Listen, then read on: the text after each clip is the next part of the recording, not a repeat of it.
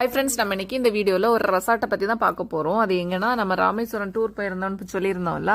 So அப்போ நாங்கள் தங்கியிருந்த ரெசார்ட்டை பற்றின ஒரு ரிவ்யூ தான் இதில் பார்க்க போகிறீங்க. இந்த ரெசார்ட்டோட நேம் பார்த்தீங்கன்னா ரீகோ அப்படின்னு இருக்கும். இது வந்து நம்ம ராமேஸ்வரம் மெயினில் தான் இருக்கும். நம்ம போகிறதுக்கு முன்னாடி நல்லா ரூம் எல்லாம் புக் பண்ணிட்டு போனோன்னா தப்பிச்சோம்.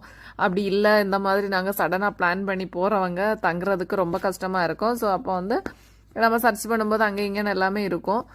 நாங்கள் அந்த மாதிரி தான் ரூம் எதுவுமே கிடைக்காம தான் இந்த ரெசார்ட்டை நாங்கள் புக் பண்ணி போயிருந்தோம்.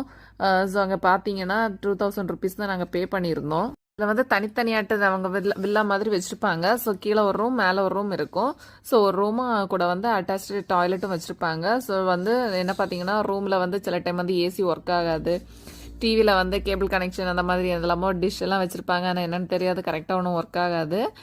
ரூம் க்ளீன் ரொம்ப அந்த அளவு அப்படின்னு சொல்ல மாட்டேன், ரொம்ப க்ளீனாக இருந்ததுன்னெல்லாம் சொல்ல மாட்டேன்.